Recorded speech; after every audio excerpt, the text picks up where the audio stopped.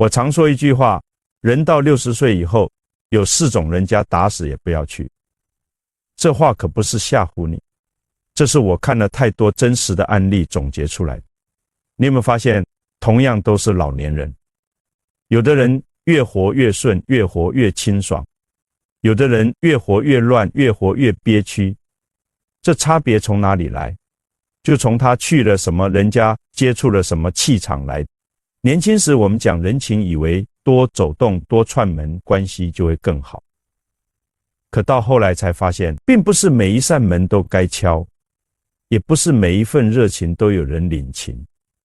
我要先纠正一个观念，很多人以为串门是维系感情，其实到了这个年纪，你该明白的是，有些门进去了就乱心，有些人接触多了就好气。易经讲天行健君子，以自强不息地势坤君子，以厚德载物。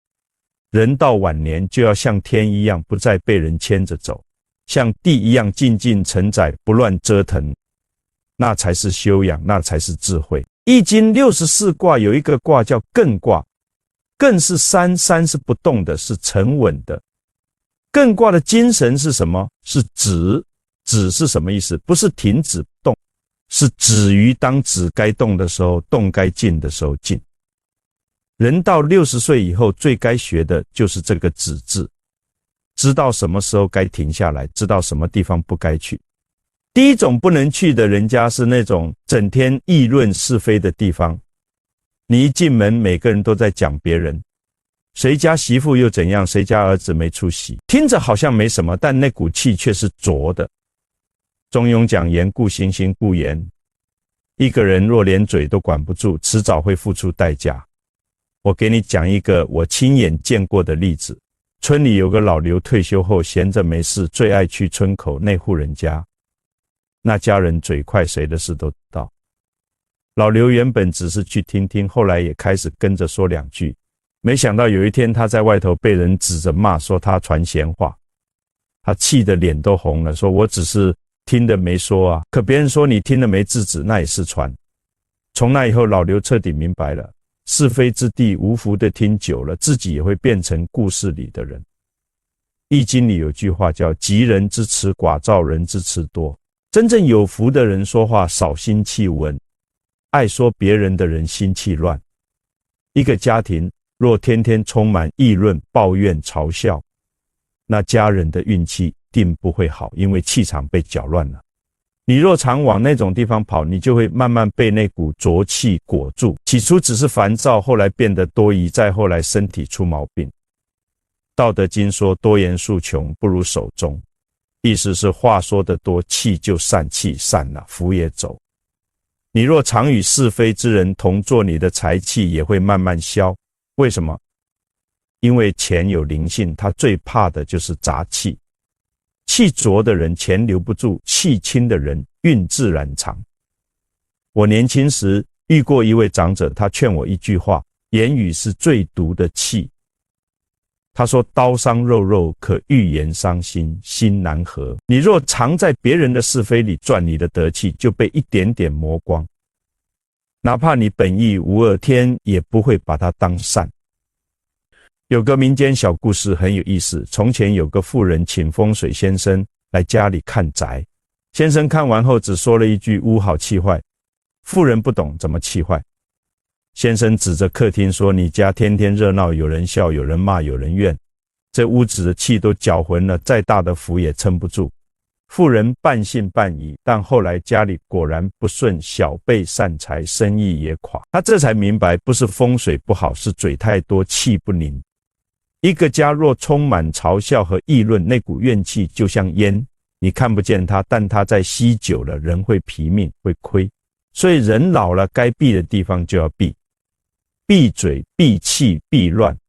别以为说别人的是非没什么，那一言一语都在泄你的气，你以为是聊天，其实是在破自己的福。人到晚年，最怕的不是没钱，而是福气聚。福气散了，再多的钱也留不住。有些人家你走进去时精神抖擞，出来时心烦意乱，那不是错觉，那是气被冲了。他们的怨言牢骚比较都像无形的针扎进你的气场，你若老去你的命就被那种气慢慢吸干。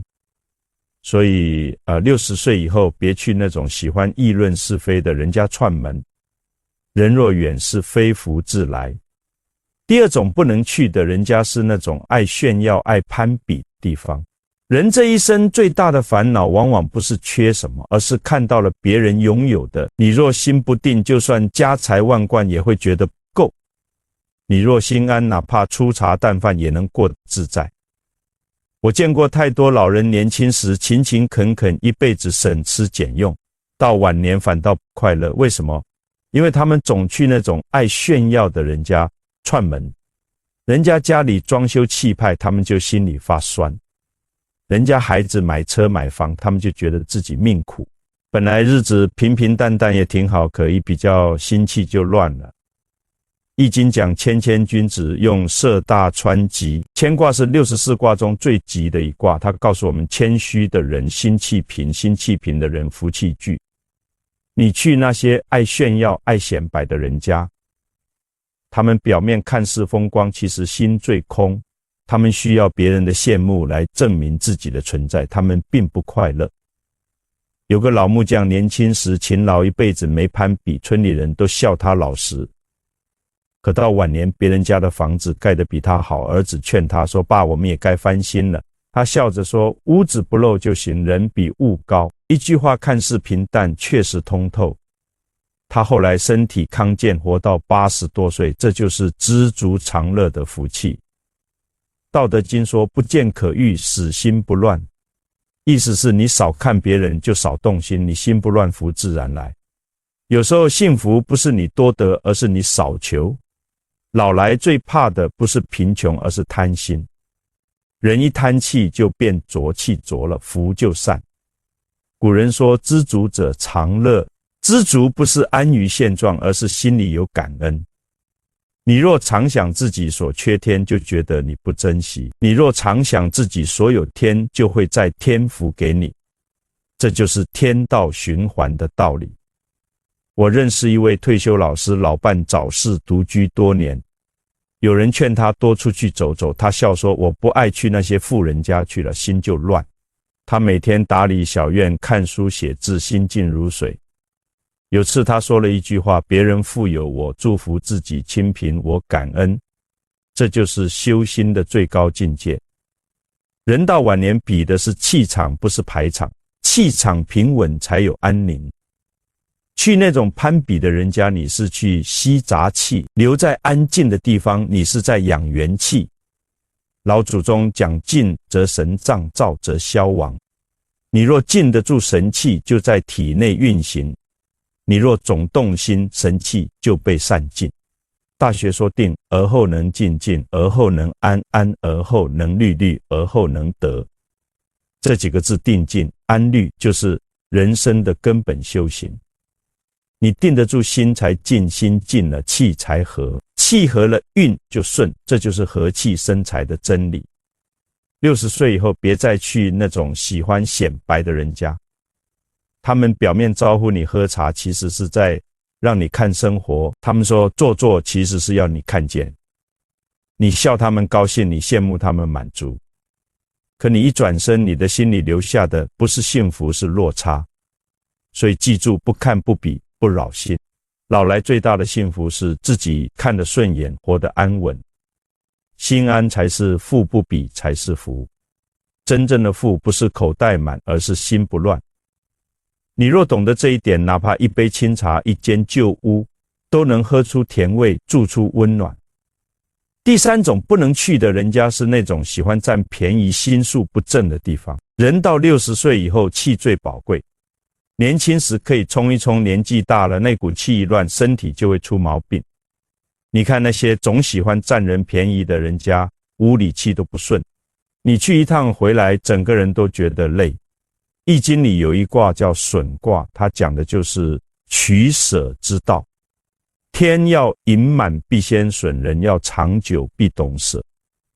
可惜世上很多人不懂，他们总想着多赚一点，多拿一点，结果是人情没了，福气也跑了。有位老李年轻时勤俭持家，60多岁退休以后喜欢和邻居来往，有户人家常叫他帮忙，老李你顺路帮我买点菜，老李你那剩点钉子没借几个。开始老李觉得帮人是好事，可渐渐的他们变得理所当然。有次老李帮忙搬东西摔了一跤，人家一句关心也没有。后来他才醒悟，原来有的人不是感恩，而是贪图。你越帮他越理直气壮，你越好，他越得寸进尺。礼记有言，与其得罪君子，勿得罪小人。小人怕你不帮，就怕你帮到一半，因为在他心里帮是应该的，不帮才是错的。这种人家你若常去，迟早会被拖下水。古人说贪者常贫，舍者常富。贪是败运的根，你若与贪的人来往，他的心气会染到你。道德经说知足不辱，知止不殆。懂得止的人，不会贪不贪的人，才守得住福。那些老年人被人利用被骗，多半是因为心太软，看到别人伸手就心动，听别人诉苦就心软。可你忘了，真有难的人不会装。那些爱占你便宜的人，嘴甜话多笑得勤，可是心里早就打好了算盘。我年轻时遇过一位企业家，他对我说过一句很深刻的话：人这一生要远离算计这个字。他说算计是在心上动刀，你算别人一次刀割一次，你被人算一次气伤一次。人老了，身体的毛病很多时候不是天生的，是气伤的，这话一点不假。你看那些爱占便宜心术不正的人家，他们表面笑嘻嘻，其实心里全是算盘。他们不会真心对你，他们只是看你有没有用。你若能帮他们，他们热情；你若帮不了，他们冷淡。这类人最擅长的是假装亲切，可他们的热情像火一样，一震就熄。你若常与这种人来往，哪怕你贪，你的运气也会被拖低。气场相感嘛，就像你站在油烟旁边，自己煮菜衣服也会有味。易经讲损益盈虚，天道循环，天的法则很公平，你若贪人1分天就扣你1分，你若舍人1分天就补你1分。所以那些总想占便宜的人，一时看似得了，最后都是亏，因为他们的德被自己一点点消掉了。老祖宗讲富贵之家必有厚德，意思是钱留住是因为德拖得住。你若与贪的人来往，你的福报会被分走，因为你的善气被吸了，你的德被消了。这就是为什么有的人明明不做坏事，却总觉得运气不顺。人到老年最该学的不是如何讨好别人，而是如何护住自己的气。中庸有言，诚者天之道也，诚者人之道也。一个人若能真诚待人，天就会护他；一个人若总算记别人，天迟早会管他。所以60岁以后，别再去那些爱占便宜心术不正的人家串门，他们家门外再热闹，也藏着寒气。你进去的心乱气血复退，别忘了人这一生最贵的是干净的心。与贪的人来往，你在损德；与正的人同行，你在养命。第4种不能去的人家是那种整天抱怨、充满怨气的地方。这种看似普通，但最伤人。有些人家一进门就能感觉到那气不对。他们不见得贫穷，也不见得恶毒，可整间屋子都弥漫着一种怨气。一开口不是抱怨谁，就是埋怨命不好。谈到谁家的孩子就酸，提到自己的人生就叹。你若常去这样的地方，你就会发现回来后总是胸闷气短，连睡觉都不安稳。黄帝内经说百病生于气也，气不顺则血不畅，血不畅则心不安。怨气最伤身也是最伤命的气。易经讲坎为险，坎卦是水，代表困境。人若心藏在坎中，整个人就会被阴气困住。爱怨的人其实就是心在坎中的人，他们看什么都苦，想什么都难，而这种气会一点点传给你。有位老人对我说，我年轻时家里穷，那时常去别人家坐坐。有一户人家总是抱怨说自己命苦，说别人运好。我听多了，自己也觉得人生没希望。后来我不去了，心情竟然慢慢好了。他笑着说，原来怨气是会传染的。这话一点没错，怨是毒，怨是阴气，怨是堵在心口的口浊气。道德经说，上善若水，水善利万物而不争。一个人若能像水一样柔而不屈，轻而不怨，他的命就顺；若一味怨天尤人，他的福气就断了。人到60以后，最怕的不是孤单，是身边围着一群常抱怨的人。他们不让你安宁，不让你静心，他们会把所有负能量一点点塞进你心里。大学讲，欲成其意者，先治其知，知之在格物。怨是无知，懂是觉悟。懂得感恩的人，哪怕苦也甜；爱怨的人，哪怕甜也苦。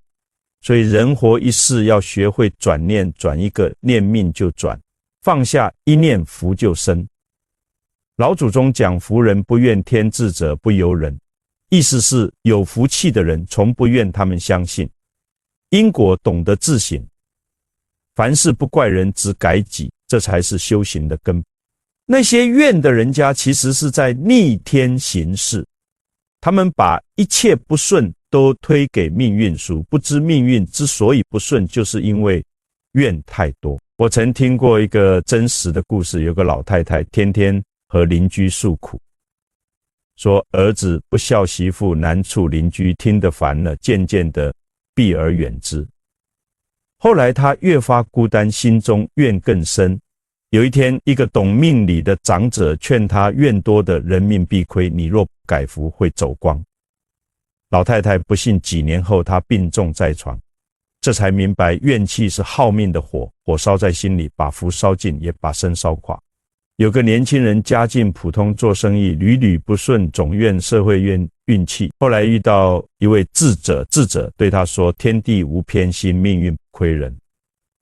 你怨的越多，天听得越烦，天烦了就不赏你福。那年轻人一愣，从那天起开始改变。他每天感恩能吃能睡，感恩有父母有妻儿，几年后事业反而顺了。这就是怨消则运开的道理。怨气重的人家不只坏自己的运，也会影响别人的命。你若常进那种家，他们的气场会扰乱你的心。你越听他们抱怨，就越容易跟着他们一起看世界不顺。久而久之，你也变得爱叹气，爱说苦，这就是气染。易经讲同声相应，同气相求。人与人之间靠的是气相投。你若想福气长，就要远离那些长怨之人。怨气从天不佑心善者，地之安。天地之间的能量只会眷顾那些守得住心守静的人。所以60岁以后，宁可一个人在家泡茶看花听风，也不要去那种整天抱怨的地方。你以为是在安慰他们，其实是在被消耗。他们不需要解药，他们只想有人陪他们怨。怨越多，命越薄；陪怨越久，运越弱。人老了，最该修的不是身体，是心。心若不静，吃什么药都没用；心若平和，不吃药也安康。黄帝内经说，恬淡虚无，真气从之。意思是，你心平了，气自然顺；你气顺了，命自然稳。而怨是心乱的源头。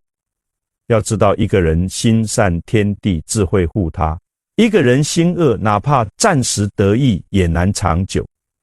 那种心不善、爱挑拨、爱造口业的人家，你越远福越深。他们说别人的坏话，其实是在折自己的德。你若听得多，也会被卷进那口浊气里。古人说，口乃心之门，心不善嘴鲜肉。怨人多的家，不聚财，恶语多的地，不养命。钱是有灵的，他喜欢温和的，气不进造孽家的门。福也是有眼的，他只进善人的心。人到晚年要懂得避气，避是非之气，避怨恨之气，避争斗之气。你避得越多，天赐的福越多，你守得越近，命中的福就越稳。中庸说，天命之谓性，率性之谓道，修道之谓教。意思是人的性本善，天命给我们的是清净，可怨气太多就遮住了那份本善。你若能守住清净，你就是在修道。60岁之后，人生开始回归的时候，别再争输赢，别再比高低，更别被别人怨拖下水。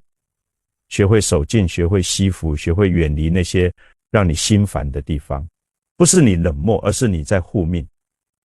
古人讲修身齐家治国平天下，修身排第一，因为身不修气不顺，气不顺福不生，所以避怨气的家是晚年最大的智慧。能守静就是命中最大的福。人到60岁以后，其实最重要的修行在外而在心。这一生走得越久，你就越会明白，能量不是靠挣来的，而是靠守来的。你守得住自己的气场，命运就不会乱；你护得住自己的心，灾祸就进不来。易经讲静以修身，俭以养德。静是修身的根，俭是养德的道。人年轻时多动是天性，人老了若还躁动，那是命中不安。60岁以后最怕不是孤单，而是心里闲不住。很多老人常说我闲得慌，其实不是身体闲，是心没安。心不安就容易去找人说话，串门看热闹。可越是乱走动气，越散气，一散福也跟着走。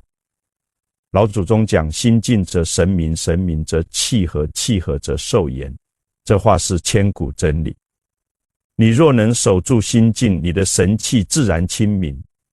心气清明，天地就会护你。人生走到晚年，要明白一个理：福不在多，亲不在闹。年轻时讲人脉，老来讲缘分。有缘不必多言，无缘不必强留。道德经说少则得，多则祸，意思是东西越多，心越乱，关系越杂，命越薄。年轻时多结人事是成长，年老后多断人事是修行。修行不一定要诵经打坐，它可以是少一句闲言，少一次比较，少一场无谓的走动，那就是修行。中庸讲喜怒哀乐之未发，谓之中。中是平衡，也是心法。人若能守中，外界再乱也扰不了你。60岁后最大的功课就是修一个中字，不喜过，不悲过，不争，不急，不怨。你若能守住中庸，命自然安稳如山。曾有一位长者，家境普通，却日日欢喜。有人问他秘诀，他笑说：我不去别人家，也不请人来，我把自己这口气看得最重。别人不理解他解释，人来一趟就带一口气。有的人气正，有的人气浊，我留得住正气，就不必多接浊气。听似简单，却是大智慧。人的气场就像磁场，磁场稳命就顺，磁场乱病就生。老来守气胜过吃药。易经说积善之家必有余庆，积不善之家必有余殃。积善不是做几件事，而是长年累月守一颗正心。60岁后，你不必再和世界较劲，不必再解释，再讨好，再追求，你只需守好自己的心。当你看到别人炫耀时不动气，听到别人抱怨时不受气，遇到别人无理时不生气，那时你的气就在生，福气、财气、寿气全都随之而来。老祖宗说心宽一寸，路宽一丈。很多人晚年不顺，不是命不好，是心太窄。你看不惯别人气，先伤自己，你怨这怨那，天地就怨你。易经有言，地势坤君子，以厚德载物。厚德就是不怨你，能包容别人，天自然包容你。60岁以后要学会静修三事，不求人，不扰人，不怨人。不求人是认命，你知道每个人的命都有定数，该来的不求自来，不该有的求也白求，求多了反而折运。不扰人是修德，有的人老的还喜欢插手别人的事，以为是关心，其实是干扰。家家有本难念的结，各有因果。你若过度介入，不但帮不了人，反而损自己的气。不怨人是养心，怨是毒药，不怨才是解药。你若懂得不怨，你的气场就会越来越清，气清则神安，神安则福聚。古人说清静养神，寡欲养心，这8个字是晚年的养命诀。清静是最贵，奢侈寡欲是最高的享受。到了这个年纪，该放下的放下，该舍的舍。不是世界变淡，而是你终于看懂了。别怕孤独，那是上天赐你的修行时光。人活一生，真正能陪你到老的，不是谁的热闹，而是你自己的清净。庄子讲独与天地精神往来，真正有智慧的人不会怕独处，他们知道独处不是寂寞，是修心的机会。在独处中，你能听见自己的声音，在清静里，你能感到天地的脉动。那种安稳不是喧嚣能给的，是心的根扎下去之后的宁静。人到晚年，福不在别人嘴里，而在你心里。有人问何为福，我说无病为福，心安为福，能睡为福，能笑为福。这些看似平常，其实全靠心气。你若心气平和，天地自然照顾你。老话说，心不静福不来，气不顺命不长。这不是迷信，这是规律。最后我想送你8个字：心静气和，德厚命安。心静是修养，气和是智慧德厚，是根基，命安是归宿。若你能在有生之年修得这8个字，那你这一生就已经圆满了。所以人到60岁以后，这4种人家千万别去，不是你冷漠，是你在护命。该避的避，该舍的舍，让心清净，让气平和。清净是最大的富贵，平和是最深的福报。别忘了老祖宗留下最美的一句话：静中见真，淡中得味。人生越到晚年，越要学会这4个字：静定和安。这4个字就是长寿的根，福气的源。愿你能守住这份清净，愿你的晚年安稳自在，福气满满。我再从另一个角度给你讲讲这4种人家为什么不能去。从中医的角度来看，人的身体健康和气血运行有着密不可分的关系。黄帝内经里讲得很清楚，气血和则百病不生，气血乱则百病丛生。你60岁以后，身体的气血本来就开始走下坡路，这个时候最需要的是养气，而不是耗气。你去那些是非之地，听那些闲言碎语，你以为只是听听而已，其实你的心气已经被扰乱了。心气一乱，肝气就不舒，肝气不舒，脾胃就受影响。脾胃一弱，整个人的精气神都会垮下来。这不是我吓唬你，这是中医几千年总结出来的规律。我认识一位老中医，他跟我说过一句话，让我印象特别深刻。他说，人老了最怕的不是病，而是气乱。气乱了，什么病都会找上门来。他说他见过太多老人，本来身体还不错，就是因为天天去那些乱七八糟地方串门，听这个说那个，心里装了一堆垃圾，结果没多久就病倒了。你看那些长寿的老人，他们有一个共同的特点，就是心静。心静不是说他们不说话不社交，而是他们知道什么该听，什么不该听，什么地方该去，什么地方不该去。他们把自己的气守得很好，所以身体也就好。从风水的角度来讲，每个家庭都有自己的气场，这个气场是由这个家庭所有成员的心念和行为共同形成的，它看不见摸不着，但确确实实存在着。一个家庭如果充满了是非、攀比、算计、抱怨，那这个家的气场就是浊的，就是负面的。你作为一个外人进入这个气场，就好比块干净的海绵掉进了脏水里，你想不被污染都难。风水学里有句话叫近朱者赤，近墨者黑，说的就是这个道理。你常去什么样的地方，你就会被什么样的气场影响。有人可能会说，我去那些地方只是坐一会儿，能有什么影响？告诉你，影响大了。就像你走进一个充满油烟的厨房，哪怕只待10分钟，出来后你的衣服上也会沾上油烟味。气场的影响也是这样，它是潜移默化的。你当时可能感觉不到，但时间长了，你就会发现自己变。我见过一个很典型的例子，有位老太太原本性格很好，退休后闲着没事就去邻居家串门。那个邻居是个长舌妇，天天说东家长西家短。老太太开始只是听，后来也跟着说，再后来自己也变成了长舌妇。她的儿女都说，妈，你怎么变成这样了？她自己都没意识到，这就是气场的力量，它会在不知不觉中改变你。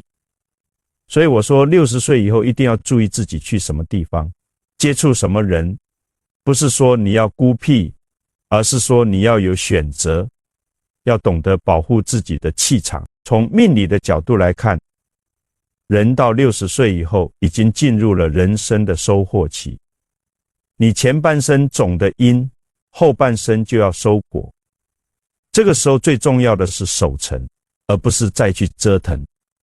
守成不是说你什么都不做，而是说你要守住自己已经积累的福报，不要让它流失。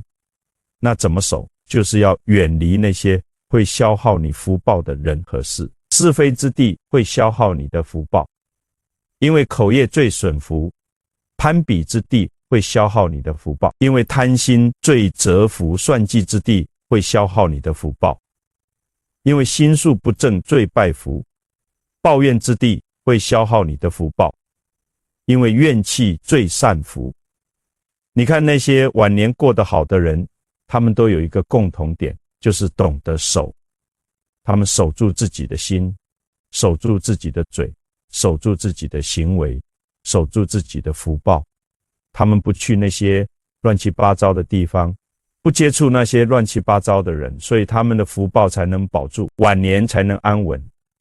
易经里有一卦叫火卦，火卦的意思是闭塞不通。很多人以为火卦不好，其实不是。火卦告诉我们，有时候闭塞反而是好事，因为它能帮你挡住那些不好的东西。就像你家的门，你不能什么人都让进来，有些人就是要挡在门外。人到60岁以后，你就要学会做一个学卦，学会关上一些门，学会拒绝一些人。这不是说你变得冷漠无情，而是说你懂得了保护自己。你把那些不好的人和事挡在外面，你才能守住自己内心的清净，守住自己的福报。我再从佛家的角度给你讲讲，佛家讲因果，讲轮回，讲修行。什么是修行？修行不是说你要出家当和尚，修行就是在日常生活中修正自己的行为，让自己变得更好。佛家有句话叫尽善之事，远恶之事。什么是善之事？就是那些能帮助你成长，能给你正能量的人。什么是恶之事？就是那些会把你往下拉，会给你负能量的人。你要亲近善之事，远离恶之事，这样你才能在修行的路上走得更远。那4种人家其实就是恶之事聚集的地方，是非之地的人，他们的恶之事是口业；攀比之地的人，他们的恶之事是贪心；算计之地的人，他们的恶之事是心术不正；抱怨之地的人，他们的恶之事是怨气。你常去这些地方，就是在亲近恶之事，你的修行就会退步。佛家还讲一个词叫清净心。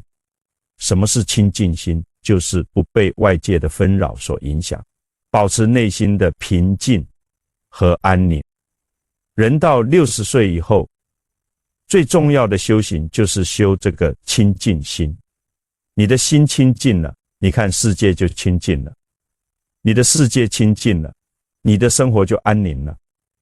可是你要怎么保持清净心？就是要远离那些会污染你心灵的地方。那4种人家就是会污染你心灵的地方。你去的越多，你的心就越不清净，你的修行就越难。我认识一位居士，他每天在家念佛打坐，很少出门。有人问他为什么不多出去走走，他说外面的世界太吵了，我要守住自己的清净心。他说他年轻的时候也喜欢到处跑，后来发现每次出去回来心里都不安宁，所以他就决定少出门，多在家修行。他现在70多岁了，身体健康，精神全，每天都过得很充实很快乐。他说这都是因为他守住了自己的清净心，没有被外界的纷扰所影响。从道家的角度来看，道家讲的是清净无为，讲的是顺应自然。什么是清净无为？不是说你什么都不做，而是说你不要妄为，不要违背自然规律去做事。人到60岁以后，你的身体机能开始下降，这是自然规律，你要顺应它，而不是违背它。你要做的是养生，是保养，是让自己的身体和心灵都处于一个平和的状态。可是你如果常去那4种人家，你就是在违背自然规律。你的身体需要休息，你却去那些地方听是非，让自己的心气不宁。你的心灵需要平静，你却去那些地方攀比，让自己的心理不平衡。你的精神需要安宁，你却去那些地方被人算计，让自己的精神紧张。你的情绪需要稳定，你却去那些地方听抱怨，让自己的情绪低落。这些都是在违背自然规律，都是在损害你的身体和心灵。道家讲无为而治，人到60岁以后，你就要学会无为，学会顺应自然，学会不去做那些违背自然规律的事情。道德经里有句话叫自虚己守静笃，意思是要让自己的心达到极致的虚空，守住极致的宁静。这是道家修行的最高境界，也是人到晚年应该追求的境界。你要怎么达到这个境界？就是要远离那些会让你心不虚不静的地方。那4种人家就是会让你心不虚不静的地方。你去的越少，你的心就越虚越静，你就越接近道家所说的那个境界。再从儒家的角度给你讲讲，儒家讲的是修身齐家治国平天下，修身是第一位的。什么是修身？就是修正自己的行为，让自己成为一个有德行的人。儒家有句话叫君子慎独，什么意思？就是君子在独处的时候也要谨慎，要保持自己的德行。这句话告诉我们，修身不是做给别人看的，而是要真正从内心去改变自己。人到60岁以后，你已经不需要再去证明什么了，你需要的是真正的修身，真正的让自己成为一个有德行的人。而修身的第一步，就是要远离那些会损害你德行的地方。那4种人家，就是会损害你德行的地方。是非之地会让你造口业，损害你的德行；攀比之地会让你生贪心，损害你的德行；算计之地会让你心术不正，损害你的德行；抱怨之地会让你生怨气，损害你的德行。儒家还讲一个词叫慎独。什么是慎独？就是在没有人监督的时候，也要保持自己的德行。人到60岁以后，你更要学会慎独，因为这个时候没有人会管你，你要靠自己来约束自己。你要慎重地选择自己去什么地方，接触什么人，不要因为一时的无聊或者好奇，就去那些该去的地方。你要记住，你的每一个选择都会影响你的德行，都会影响你的晚年生活。论语里有句话叫三人行必有我师焉，择其善者而从之，其不善者而改之。意思是3个人一起走，其中必定有我的老师，我要选择他们的优点来学习，看到他们的缺点就要反省自己有没有。这句话告诉我们，我们要善于选择，要选择那些好的人来交往，要远离那些不好的人。人到60岁以后，你更要懂得选择，因为你的时间和精力都有限了，你要把它们用在值得的人和事上。那4种人家就是不值得你去的地方。你去那些地方，不但学不到什么好东西，反而会被他们的坏习惯影响。所以你要远离他们，选择那些真正值得交往的人。我还要从心理学的角度给你讲讲。现代心理学研究发现，人的情绪是会传染的。你和什么样的人在一起，你就会被他们的情绪影响。如果你和快乐的人在一起，你也会变得快乐；如果你和悲观的人在一起，你也会变得悲观。那4种人家，他们的情绪都是负面的，是非之地的人，他们的情绪是愤怒和不满；攀比之地的人，他们的情绪是嫉妒和不甘；算计之地的人，他们的情绪是狡诈和冷漠；抱怨之地的人，他们的情绪是悲观和绝望。你常去这些地方，你就会被这些负面情绪感染。一开始你可能只是觉得心情不好，时间长了，你就会发现自己也变得愤怒、嫉妒、狡诈、悲观了。这就是情绪传染的力量，它是非常可怕的。心理学发现，人到老年以后，情绪的调节能力会下降。年轻的时候，你可能还能很快的从负面情绪中走出来，但是到了老年，你就很难做到了。所以你更要注意保护自己的情绪，不要让自己被负面情绪所影响。怎么保护自己的情绪？就是要远离那些会给你带来负面情绪的地方。那4种人家，就是会给你带来负面情绪的地方。你去的越少，你的情绪就越稳定，你的心理就越健康。我认识一位心理咨询师，他专门研究老年人的心理健康。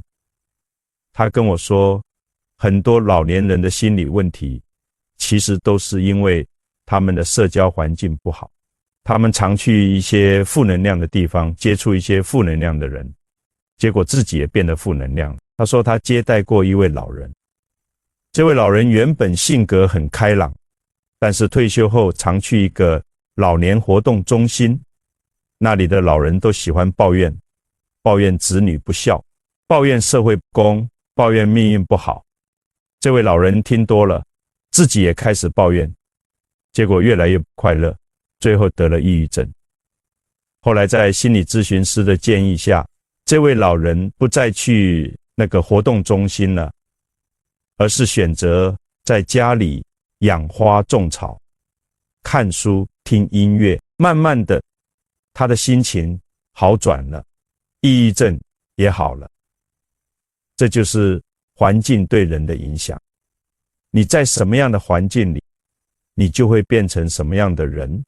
从社会学的角度来看，人是社会性动物，我们需要社交，需要和别人交往。但是社交也是有选择的，不是所有的社交都是好的。有些社交会让你变得更好，有些社交会让你变得更坏。那4种人家，就是会让你变坏的社交场所。你去那些地方，不但得不到真正的友谊和关怀，反而会被他们的坏习惯影响，会被他们的负能量拖累。社会学研究发现，人到老年以后，社交圈子会自然缩小，这不是坏事，反而是好事。因为这意味着你可以把更多的时间和精力放在真正重要的人身上，放在真正值得交往的人身上。你不需要维持那么多的社交关系，你只需要维持几个真正的朋友就够了。这几个朋友应该是那些能给你正能量的人，是那些能和你一起成长的人，是那些真正关心你的人。而那4种人家的人，他们不是你真正的朋友，他们和你交往不是因为他们关心你，而是因为他们需要一个听众，需要一个可以炫耀的对象，需要一个可以利用的人，需要一个可以倾倒垃圾的地方。你要学会识别这些人，要学会远离这些人，不要因为寂寞或者无聊就去和这些人交往。你要记住，宁可孤独，也不要和错的人在一起。我最后想说的是，人到60岁以后，你已经走过了人生的大半，你应该明白什么是真正重要的。真正重要的不是你有多少朋友，不是你去过多少地方，而是你的内心是否平静，你的生活是否安宁。那4种人家，他们会打破你内心的平静，会破坏你生活的安宁。所以你要远离他们，要守住自己的清净，要保护自己的福报。这不是说你要变得冷漠无情，而是说你要懂得选择，要懂得保护自己。你要把你有限的时间和精力用在真正值得的人和事上，而不是浪费在那些不值得的地方。易经说穷则变，变则通，通则久。人到60岁以后，你要学会变，要改变自己以前的一些习惯，要学会拒绝，要学会说不，这样你才能通，才能让自己的晚年生活更加顺畅，更加安宁。记住，你的晚年生活掌握在你自己手里，不在别人手里。你选择去什么地方，接触什么人，这些都会影响你的晚年生活质量。所以你要慎重选择，要为自己的晚年负责。愿你能远离那4种人家，愿你能守住自己的清净和福报，愿你的晚年生活安稳祥和，健康长寿。